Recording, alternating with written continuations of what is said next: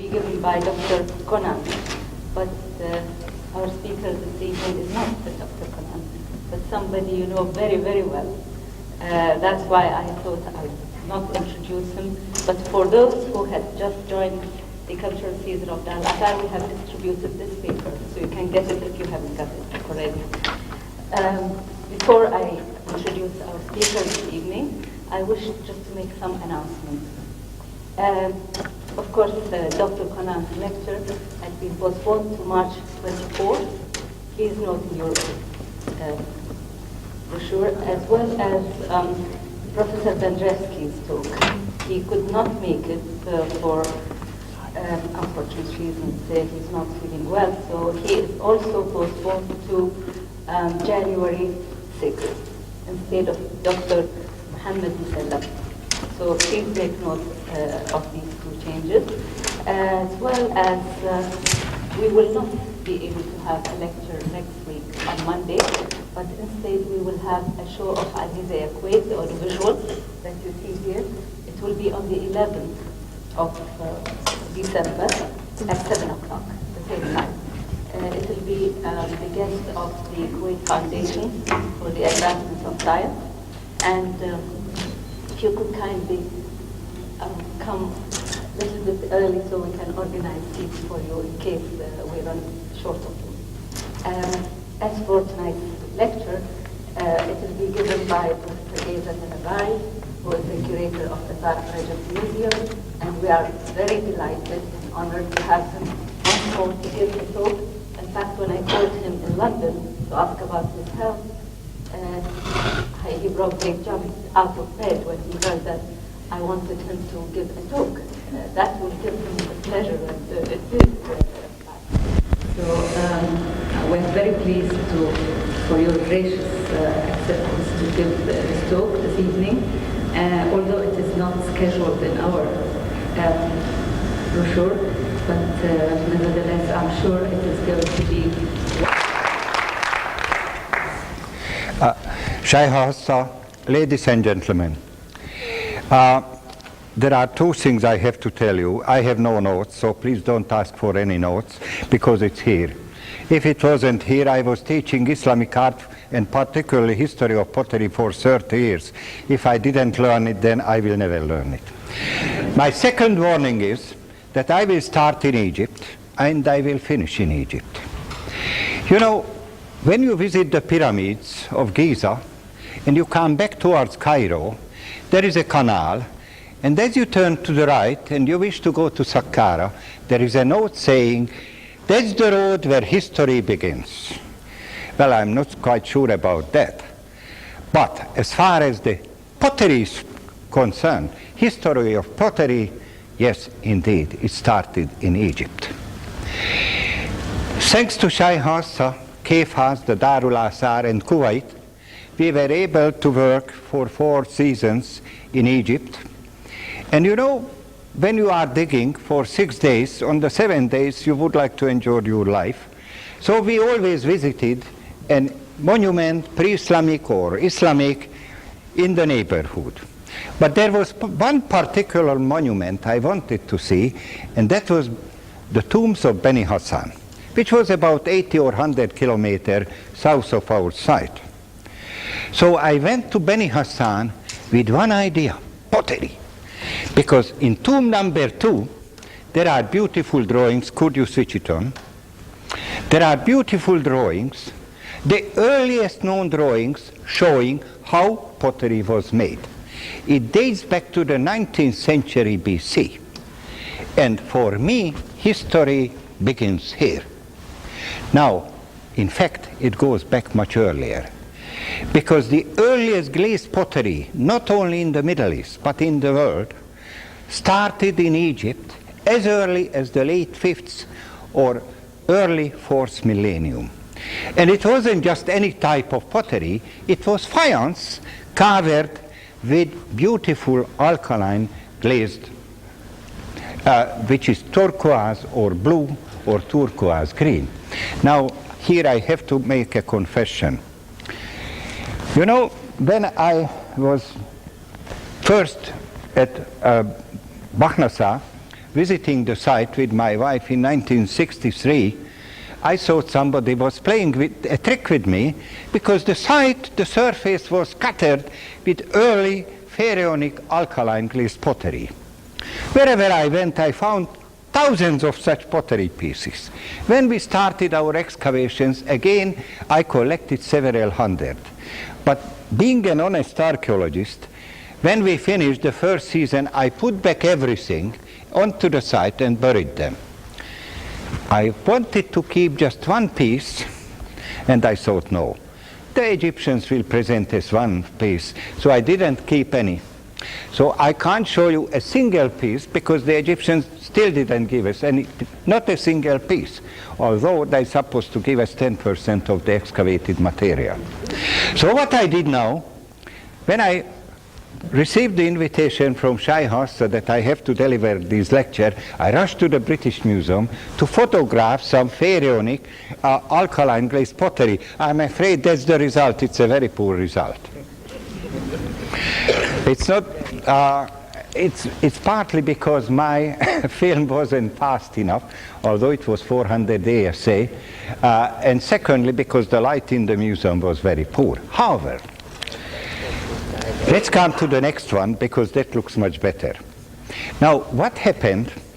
The Egyptians invented not only the alkaline glaze, but also they invented the faience. You cannot faience in nature. Faience has to be produced. It is an artificial material which is based on ground quartz, a little bit of sand, even a little bit of clay in it. And it is very sensitive, because the alkaline glaze which covers these vessels doesn't like to cover earthenware. So when you have a material, a pottery material, you have to find the proper glaze which will fit it and cover it properly. How the Egyptians discovered it in such an early date, in the 4th and the 5th and 4th millennium, nobody knows. But anyhow, it continued right up to Roman times. Moreover, by the 2nd millennium, it already reached the Greek world, Syria and Iran and Mesopotamia.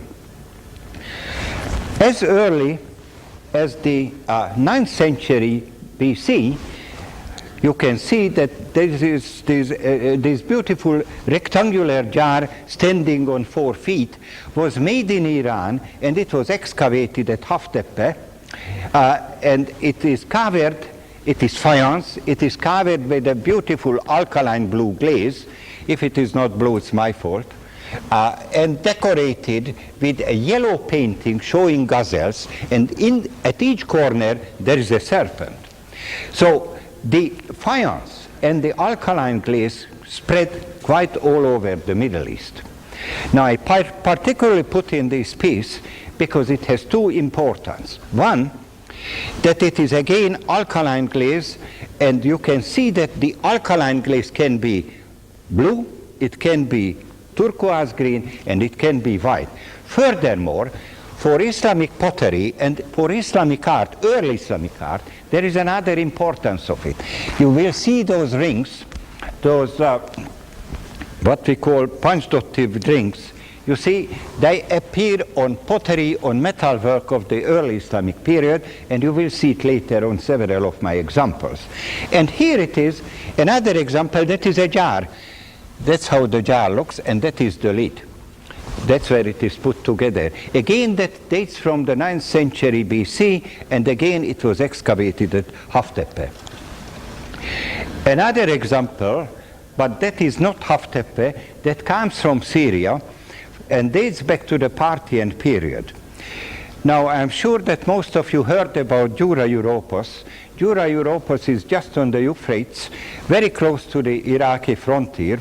It was excavated by the French in the 30s, and the excavations continued right up to the 40s. Then the Americans were working there, and quite a large number of alkaline glazed faience ware was excavated there. Now that is a jar, a 3-handled jar, and you will notice 2 things. That apart from the glaze, which of course is slightly iridescent now because of the salt in the soil, and being an excavated piece, it's not perfect. It has surface decoration in relief, little buttons, and also these what a lot of people call cable patterns. In fact, I am going to tell you and show you that it is not a cable pattern. Mostly it is a serpent. So, and that is quite an early piece. It is not BC. We are already in the late Parthian period. It could be the late 2nd or early 3rd century AD. So it comes from Jura Europos. Here is another piece, a closely related piece, most likely of Syrian origin. In fact, that is one of the earliest pieces, which is Glazed Vessels, which is in the Tariq Rajab Museum. Again, it's a very nice piece. You can see the cable pattern here and the little buttons there on the shoulder and on the neck. Now, my next example is again a Syrian vessel. You will notice there is a rosette up there, there is a button, and here is again the so-called cable pattern and a little bit of decoration on top. Frequently, I may have another example. That's a very good example. That is later.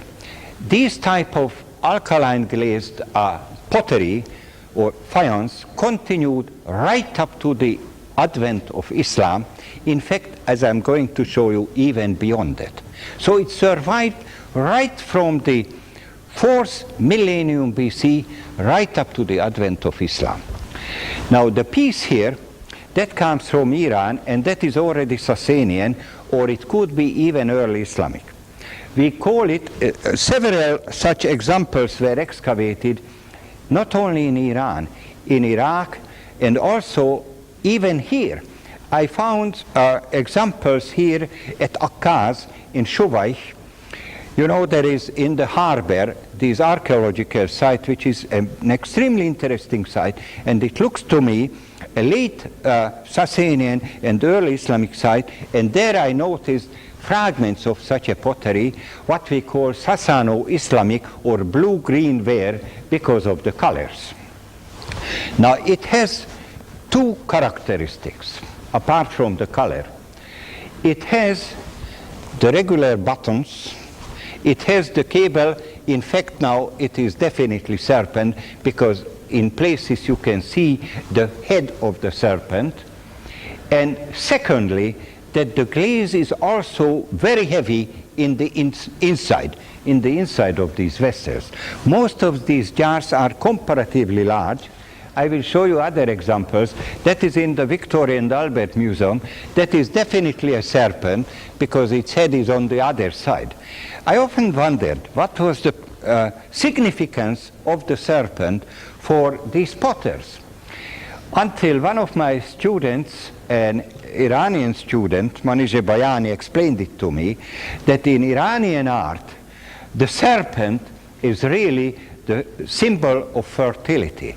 Now, whether it has anything to do with the fertility symbol, I don't know, but certainly the serpent plays a very important role on the so-called Sasano-Islamic pottery.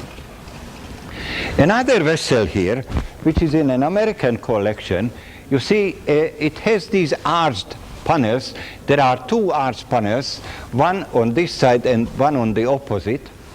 Some of them even have animals shown under arches. Certainly there is one in the Victoria and Albert Museum. Now here is another one. You see there could be two or even more handles. That is again in the Tariq Rajab Museum. There is a serpent which coils all around the vessel twice. Again, you see what happened. The salt attacked the glaze, and that would indicate immediately a Syrian origin because it is the Syrian vessels where the glaze decayed so much. Now, but it is not only these large jars that were made in this type of alkaline glaze and faience, but also the Pilgrim Flask. Now the history of this flask, or Pilgrim Flask, goes back they have quite a long history. The earliest vessels, unglazed vessels I saw in Iran, date back to the 3rd millennium. And they continued right up to the present day. Certainly in Eastern Europe they are very popular. Now that is a Sasanian example, and it dates back to the 6th century, and this piece is in the National Museum in Tokyo. My next example is again coming from a Japanese collection, and you see that there is a button, or some people call it, that on this Pilgrim Flask it is not a button, but it is a solar symbol. It could be a solar symbol, just as these 4 leaves could be the rays of the sun. But that is a matter of discussion. Now, this type of alkaline glazed pottery survives and continues in a very interesting way in Islamic times, but there is a great change. The body is not faience anymore, it becomes earthenware. Now, unfortunately, again, I have to apologize. I had a very good student who is teaching now at the Farnham College of Art in Surrey, and she asked one of her students, a potter student, to make for me a tile, a very nice tile, which is divided into 2 halves. On the right side, the tile is covered with a lead glaze. On the left side, it is covered with an alkaline glaze. But under the glaze, there are different colors like white, blue, brown, and green. And you will see that the alkaline glaze doesn't cover the tile properly because it doesn't like it. It is up to decay, it is up to peeling off, or it may break up. But the lead glaze covers the earthenware properly. Now, in the 70s, we were excavating in southeastern Iran at a place called Gubaira, which means the dusty colored. It is in Kerman province. Here we are at an altitude of 1800 meters, and south of us is the 2nd highest peak of Iran, the Kuhen Hazaran, which is about 4,800 meters high. You can see that I took this picture in the summer during our 2nd season, and there is still snow on top of the hills. Now here is Gubaira between 2 rivers, the Chari Road and the Gubaira Road, and it was here that we discovered the continuation of these alkaline glazed wares in early Islamic times. That is the Citadel, which was the central part of Gubaira, and here that is showing the section that was before the excavation, that is showing the section of the Citadel. Now here we made 2 major discoveries. Number 1, there was this pit, what we call pit number 2. It went quite deep, and next to it, which is out of my picture, there was a well. We excavated it down to minus 25 meters. And after this drawing was prepared, we found an entrance here into a tunnel. From this room, a tunnel was leading right outside. It was also an escape route, and also it led to the treasury of the Citadel.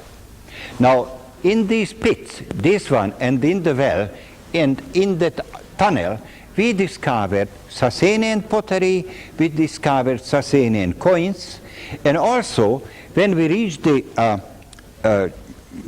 chamber, the treasury, we found 2 gold objects, a pendant and an ingot, and what was for me more important, a coin which was dropped by Timur's soldiers who raided the place in 1393 when his army defeated the Muzaffarids and occupied Gubaira.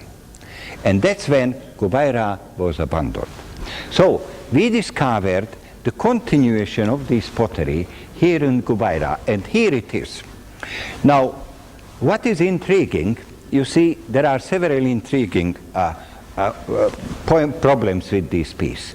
That is not faience, it is earthenware, white earthenware, covered with an alkaline glaze First, when I excavated it, I thought it must be lead glaze. Then we took back the fragments. In those days, until 1975 in Iran, a foreign excavator received 50% of the excavated material. So these pieces are now in London at the university, and we had it examined at the Institute of Archaeology, and we found that it is an alkaline glaze. So how did it make it to fix to the base, to the vessel, to the earthenware? Well, very simple. They put in what we call an opacifying layer between the clay and the glaze, a very thin opacifying layer that you can see only under a microscope. So that's how they fixed it. In spite of that, as you can see, because it was under the soil for several hundred years, it peeled off in places very quickly and easily. Now you notice that first of all, although it is a small piece, it was part the shoulder and the neck of a large jar, but it is still decorated, still retains these buttons, so characteristic, and little small tiny handles which symbolize the earlier larger handles of the Safavid period. Now here comes the date. What is the date of these objects? Here I can show you another one, another beautiful piece. You see, we excavated both in the same place in the deep pit. Well, according to our evidence, the strata, we can date it to the 8th century, certainly not later than the 9th. Because by the 9th century, there was a drastic change in the production, in the pottery production. What is also interesting, that exactly the same type of pottery was discovered on the Indian subcontinent, what is now Pakistan, at a place called Banpur. Now, Banpur was excavated by our Pakistani friends, and there they found a very early Umayyad mosque, and within the mosque there was a stone, and the stone bears the inscription dating it to 742, so it is the late Umayyad period. And within that mosque they discovered identical alkaline glaze pottery, exactly the same type that we have here in Gubaira. Now, the connection between Gubaira and Banpur is not surprising. In fact, I'm going to talk about it. I was just invited to go to Pakistan next year, and I am going to talk about this strong connection. Kerman province always had a strong reliance on India and vice versa. Whenever the people in Kerman province had a trouble, like when Timur came, the people fled to the Indian subcontinent. When you visited Kerman and Kerman province about 30, 40 years ago, not anymore because it disappeared completely, there were these beautiful embroideries, what we now identify as Kashmiri embroideries. I'm absolutely certain that the Kashmiri embroidery must have started in Kerman province. Marco Polo mentions that these embroideries were famous in Kerman. Then it disappeared from Iran and from Kerman province and was established in Kashmir. So the connection was there, very strong in every field, in every media, including pottery. Now, by then, faience was on the way out, and clay, earthenware, plays a more important role. They had to find another solution. Well, the solution was already provided long time earlier, and here is the evidence. In the 1930s, Sir Max Malone excavated in Iraq, and he discovered this Babylonian tablet dating back to the 17th century BC. It comes from Tel Umar, and it gives the formula how to make lead glaze from copper. So that is the description of the lead glaze, which is green. Now, indeed, the lead glaze played a significant role, and particularly, strangely enough, it played more important role in the Roman Empire than anywhere else. When the alkaline glazed wares disappeared, because they disappeared from Egypt, shifted to the north, to Syria, Mesopotamia, Iran, and when the Romans came, the Romans brought with them two types of pottery. Fine pottery, I'm talking only about finer wares. One of them was the lead glaze, and here is a Roman lead glazed ware, a beautiful ewer, and again, my picture is not perfect, please forgive me, I took it in the British Museum in a very poor light, but it has a surface decoration, it is molded. Now, Roman pottery, of lead glazed Roman pottery, always imitated the contemporary silverware and metalware of the period. So the designs that you see on the surface of these vessels are copying the contemporary metalwork. I have another example, but that is Iranian. And that dates back to the 4th century, 4th or 5th century AD. So the lead glaze from the Roman Empire, it was more at home, the lead glaze, in the eastern part than in the western part of the Roman Empire. It spread over to the Iranian world, particularly to Iran, Mesopotamia, and even to Syria. Now this cup, as you see, it was molded, it was prepared in a mold. It is a beautifully decorated vessel, and you can see these little dots or pearl motifs, which are typical of the Sasanian period. So that is a Sasanian beautiful lobed bowl, which was made in Iran. Another outstanding example is in the Care collection. I will show you now two examples from the Care collection. That is a bowl which comes apparently from Syria. There are these round medallions. Again, you can see the pearl motifs forming the frame for these circular medallions. There is a six-lobed rosette at the base. It is richly decorated, and the glaze is lead. What is the date?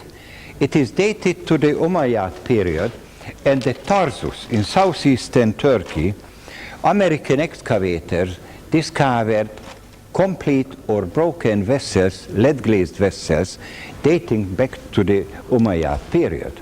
That is late 7th, early 8th century. Here is another interesting example. Now, when you look at it, that is a beautiful ewer with a yellowish, brownish yellow lead glaze. But when you examine, analyze the decorations, it recalls Takebustan, the stucco decorations or the stone carvings of Takebustan. Now, it was again acquired in Syria, but I believe that that must be an Iranian origin, and again I would date it to the early period, that is to the Umayyad period. Now I am going to show you another interesting piece, because again at Tarsus, a Pilgrim Flask was excavated with a solar decoration in the center. That is the same, very similar to the one which was excavated at Tarsus. That is again in the Tariq Rajab Museum, and I dated it to the Umayyad period. There are two other vessels, three, I would like to call your attention. This one with the carved decoration, which is typically Umayyad, and I would like to mention that in Bakhnasa we excavated several fragments with carved decoration which were glazed, and they all date from pre-Fatimid layers. Now that one is an Iranian origin, and I tell you why I think that is in the Tariq Rajab Museum again, but I show you the reason why I think, because this one was excavated at Jurjan. That is a famous piece. It is now in Tokyo in a private collection. Could you focus it? I don't know how to focus it. I think I know how to focus it. Yes. That's it. You see, they are identical pieces, not only with decoration, but even the size is identical. So they could have been made in the same mold. Now, I continue now. There are two tiny vessels, again from the Tariq collection, Tariq Rajab collection. You see these carved decorations on the side and on the top with the zigzag lines. And the next one, here again, the similar zigzag lines, and on the side, beautiful carved decoration. And these two pieces are coming very close to the fragments that we excavated at Bakhnasa in Egypt. Now, there is a special type of lead glazed pottery, what we call lead glazed relief ware. All our colleagues wrote in the past, and they are absolutely right, that the lead glazed relief ware owes its origin to the Roman lead glazed pottery, and it is indeed true. And I imitate the decorations of metal vessels. First of all, you see that the background is dotted, and there are these pearl motifs, you see, again recalling the Sasanian designs. It has a beautiful geometrical pattern and some very nice palmets. This piece, this large plate, is in the Freer Gallery in Washington.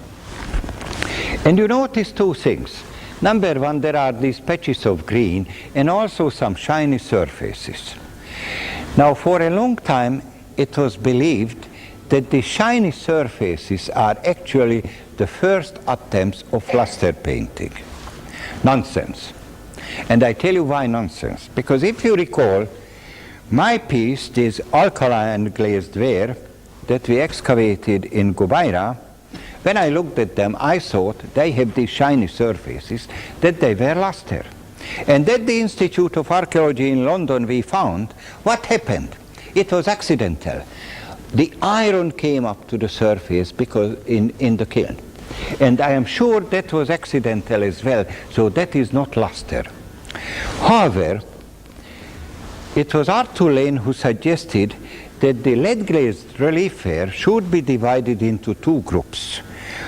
Group one, where the glaze is greenish, and the greenish ones must have been made in Syria and in Egypt, while those which are yellowish and have these lustrous surface must have come from Mesopotamia. Nobody knows where this piece comes from. I would believe it comes from the Iranian world. Whether it is Iran or Mesopotamia, I don't know.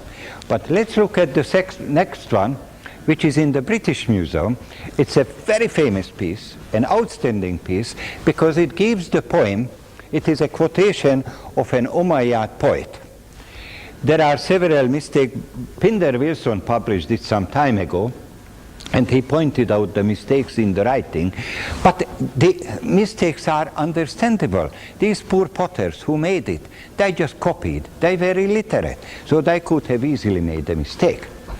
Now, both pieces, as you see, disclose this dotted background, which is typical of early Islamic metalwork.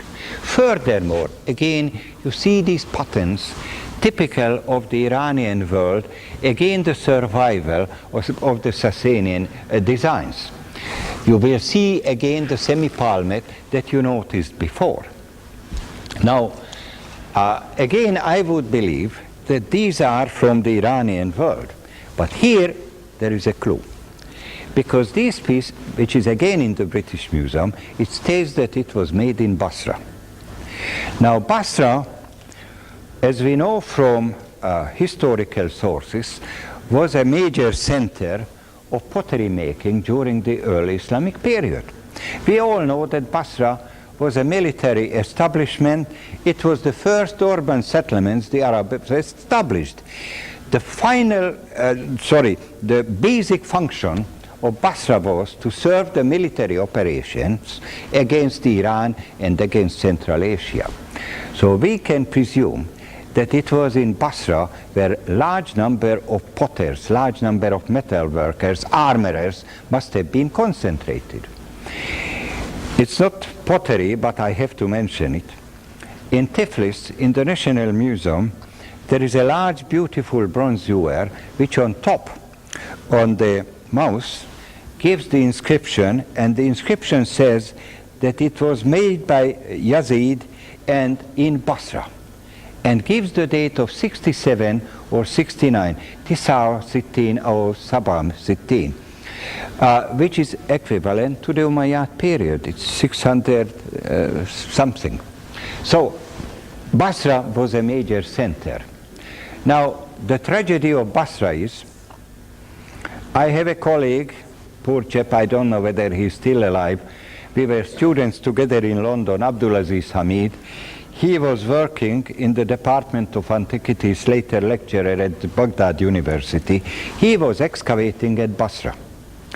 Because of the political situation, he was never able to publish his findings. But 20 years before all these troubles started, he invited me to Iraq, and I saw his photographs, his drawings. He found the kilns. He found wasters. So there is evidence, unfortunately unpublished evidence, but recently a very good article was published by Edward Keel in Iran, volume 11, about Basra. They analyzed some of the pieces which were excavated by the British Institute at Siraf in Iran and compared it to the excavated pieces which were collected and which are now in the Metropolitan Museum in Washington, in New York, and they match. So it seems that indeed Basra was one of the major centers of this pottery. Now I show you another piece. Pearl motifs, and the rest of the background is dotted as it would be on metalwork. Now all these wares are dated to the 7th, 8th, probably the early part of the 9th century, but then they disappear, and there is a reason why they disappeared. Because a new type of pottery was introduced, the opaque white glazed ware, but that is a different topic. I am not going to talk about that.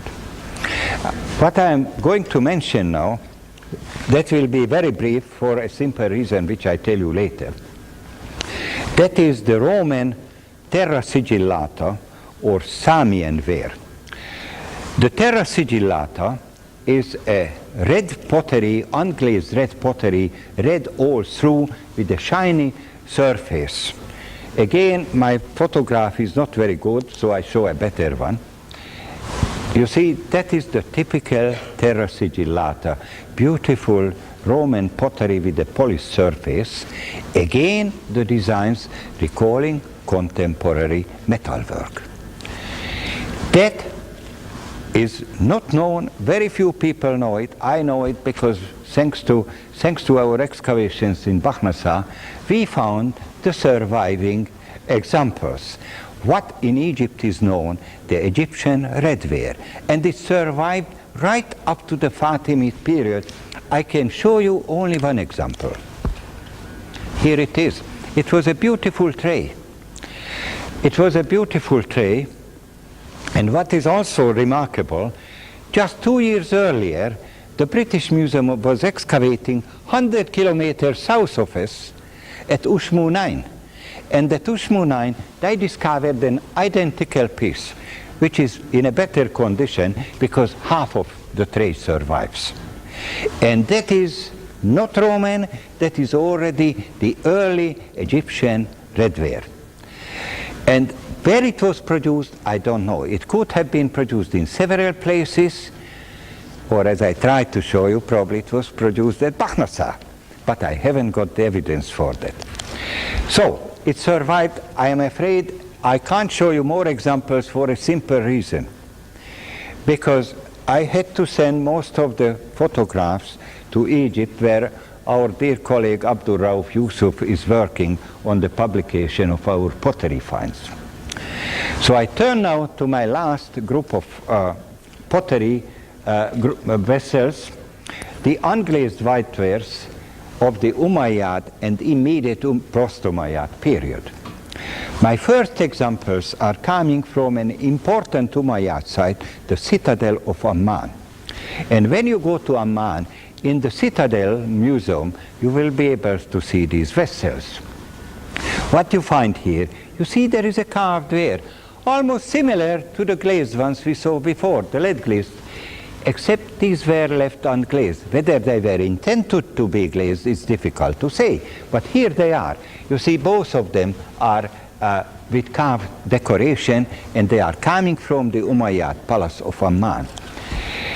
Another type of Umayyad pottery was more frequent, and in several sites in Syria and in Jordan they discovered these. The vessels were painted with a brownish red pigment, geometrical designs, or even occasionally inscriptions. I can show you several examples here. Here is my second example. These are not coming from Amman, they are coming from Pella, again an Umayyad site in Jordan. And my third example is a beaker. You see, it's beautifully decorated on the outside with this pigment. They are definitely Umayyad. Now, then I turn to my last group. During the last 20, 30 years, so many pottery lamps were excavated. I have a student, a Palestinian student, who was digging a site on the West Bank in the northern part, and he found a fantastic site, a bath. And in the bath, originally it was Roman, then it became Byzantine. They carried out some alterations, but the final alterations were carried out in Umayyad times, and there is a Roman inscription which says that these alterations were carried out during the 3rd year of the reign of Muawiyah, the first Umayyad ruler. And there he found 200 unglazed pottery lamps. Now these early pottery lamps fall into several categories. I don't wish to bore you with the details. If you are interested, you will find it published in our book. But here it is, one of the earliest types, where you have these slanting lines and the conical handle. There is a channel around the filling hole, and here you will find the wick hole. You see, that is in the al-Athar's collection, and so is the second one. Now the second type, which is probably more important because they have inscriptions, and here the inscription says that it was made by Muslim Ibn Yazid, and states where it was made. It was made in Jerash. So this group is called the Jerash type of pottery. And our next example, again from the al-Athar, it says that it was made by Yazid ibn Subayh, and it has a date 99, which is equivalent to 717 and 18. And again it states that it was made in Jerash.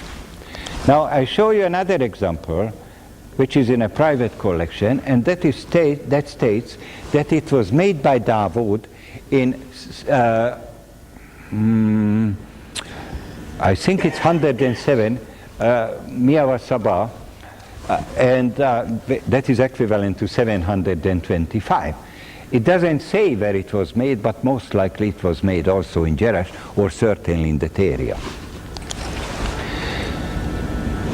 A third type, a very frequent type, when you have these beautiful wine scrolls decorating these vessels. Now, some of them, and certainly we have it in the al-Athar's collection. I didn't want to bring them in because here I am talking only about unglazed pottery. Some of them are glazed. Now the question is, which one was glazed, which one wasn't glazed? I think it was up to the taste of the client who ordered it, or it was up to the potter. Probably he could offer his clients glazed and unglazed types, and they were decorated the same way. They are again, can be dated to the Umayyad period, late 7th, early 8th century. Now, then I take you to Bahnasa. Bahnasa is, you see, 200 kilometers south of Cairo, on the banks, on the left bank of the Bahar Yusuf. Bahnasa, or in its classical name Oxyrhynchos, was a famous site. And when I first came to Shai House and was talking about Bahnasa, I came with the idea that I can prove that Bakhnasa was an important pottery site, pottery center, where probably the earliest steps were taken to decorate vessels in luster. So pottery took me to Bakhnasa. Now, here is a view of Bakhnasa with the Bahar Yusuf. And here is an aerial view of Bakhnasa. That is Sandafa on the other side, on the right side of the Bahar Yusuf. That is Bakhnasa. But I particularly would like to call your attention to this area, which was our area, Site F. Now, let's examine Site F closely. Here is Site F. We took these aerial photographs. I had a student, Derek, who was taking these aerial photographs with a kite. When he took the photographs of the city, the kite went up to 800 meters. And it is so perfect, the picture, that you can prepare a map. Now here, you will see something that is an interesting area. Here we discovered the silo. There is a wide wall which is 1 meter, it's a mud brick wall, 1 meter wide. Now, let's look at it closer. Oh, sorry. In this area, in Site F, we found nearly 200 pottery lamps, complete and broken lamps. We intended to put out all these pottery lamps, and I asked Derek to make an aerial photograph of them, but then, behold what happened, I had an accident and we forgot about it. So all these lamps that I'm going to show you were excavated on Site F. Here is a second one, another example. Now let's go back to Site F. You see, here is the silo, and then we discovered what was the function of this silo.